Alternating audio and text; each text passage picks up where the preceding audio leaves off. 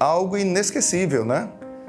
Eu diria que tudo, né? Você está presente, né, numa transmissão de Copa do Mundo, né, ao lado de todas as emissoras do Brasil e do mundo, né, inteiro, emissoras de rádio, de televisão, fazendo aquela transmissão. Isso é muito importante mesmo, é tudo.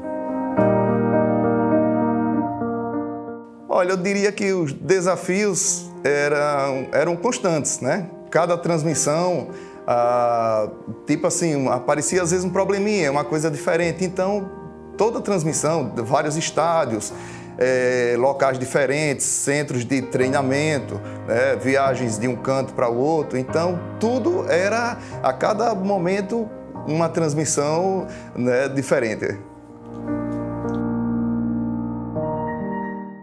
Olha, muitas lembranças, porque você sair daqui, né, de Maceió, e ir para outro país, né, fizemos Copa do Mundo, na verdade foi só uma, né, mas juntando as 4 transmissões, entre pré-olímpico na Argentina em 96, as Olimpíadas de Atlanta em 96, o Torneio de Paris em 97 e a Copa do Mundo em 98, isso foi uma coisa fantástica, assim, né? Algo que realmente fica para sempre, né, na memória da gente.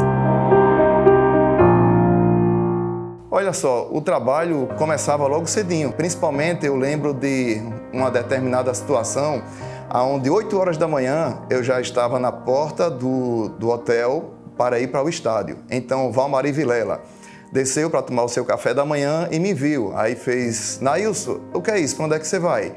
Aí eu digo: olha, já vou para o estádio, Valmari. Ele diz: rapaz, o jogo ainda é 8 horas da noite. Eu digo: bom, mas eu preciso ir para lá logo cedo para garantir a transmissão, né? E na maioria das vezes, quando eu chegava no estádio, eu era um dos primeiros a chegar. Pouco tempo depois, chegava meu amigo Silvio Vieira, da Rádio Globo. E daí ele perguntava: Nailson, faz tempo que chegou? Não, tá com uns 10 ou 15 minutos aqui. Às vezes no outro dia ele chegava primeiro.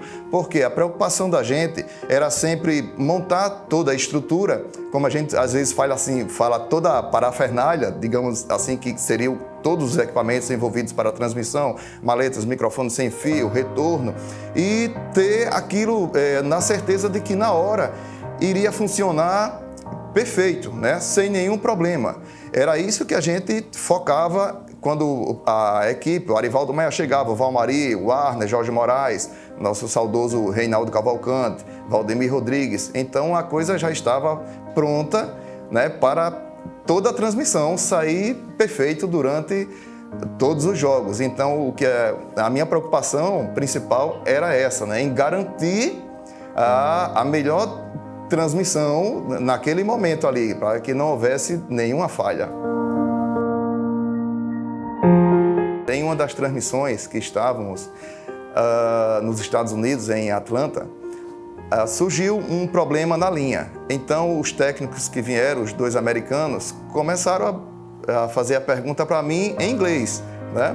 Eles não entendiam o que eu falava, eu também não conseguia entender. Então eu tive que pegar um papel e lá uma caneta e desenhar o circuito Brasil TX, Estados Unidos RX e ao contrário também, para que eles entendessem que no momento eu tinha um problema de transmissão entre o Brasil e os Estados Unidos, que era um rame que a gente chama, uma indução forte, né?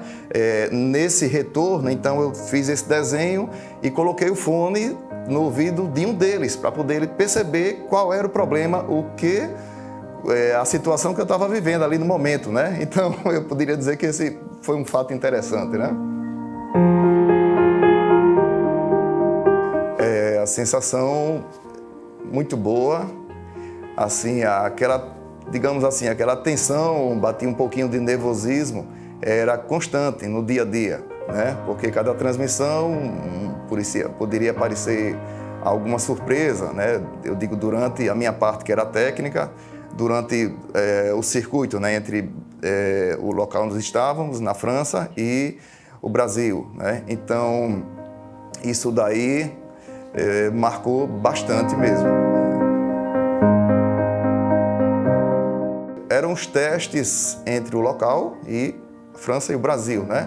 porque esse circuito passava por vários pontos, entre a Embratel do Rio de Janeiro, a Embratel de Maceió, né, e outros caminhos até chegar na Rádio Gazeta de Alagoas. Então isso aí era aquele teste, era todo dia, o dia a dia, muitas horas antes da transmissão iniciar. Digamos que hoje facilitou bastante a tecnologia, né? Naquela época, tínhamos, entre as transmissões, existia muito delay. Então, entre o que o Arivaldo Maia narrava do estádio até chegar ao sinal na Rádio Gazeta e retornar novamente para o estádio, tinha aquele delay enorme, né? E as facilidades hoje são muitas. Eu lembro que muitas vezes nos centros de treinamento, no hotel onde tínhamos o estúdio também montado, Valmari iria para os treinos da seleção com um aparelho celular, então ele fazia a ponte para o local onde eu estava, no centro de treinamento ou mesmo no hotel. De lá eu fazia a ponte para a Rádio Gazeta, né? E vice-versa, ele tinha um retorno. Então era muito assim, o meio de transmissão que tínhamos era esse, né? Então hoje a facilidade, né, com toda a, digamos, a velocidade da internet e outros meios de transmissão no momento, isso hoje em dia já facilita bastante. Dia a dia nosso era pesado, né? Cedinho, logo entre os eventos que aconteciam, que eu digo, os treinos, jogos e outras coberturas, tinha um momento de folga. Naquele dia em que a seleção, por exemplo, não treinava, então era o dia que a gente tinha para dar um passeio na cidade, conhecer, né? Digamos, fazer um turismo, né? Muito bom, eu me sinto realizado por essa oportunidade que a Rádio Gazeta de Alagoas me deu para realizar essa transmissão inesquecível, né? Tá, o que eu não faria? Vamos lá. Eu acho que assim, a dedicação da gente sempre é constante, né? A preocupação de um técnico com a transmissão é sempre essa. De checar todo o equipamento antes da transmissão, verificar o que você levaria para a transmissão. Então, hoje em dia, com digamos assim, mais facilidades que tenhamos para as transmissões, seria, eu digo assim, eu acho que praticamente pouca coisa eu mudaria, porque a minha preocupação iria sempre ser um dos primeiros a chegar no estádio, né, com todos os equipamentos e garantir uma transmissão perfeita.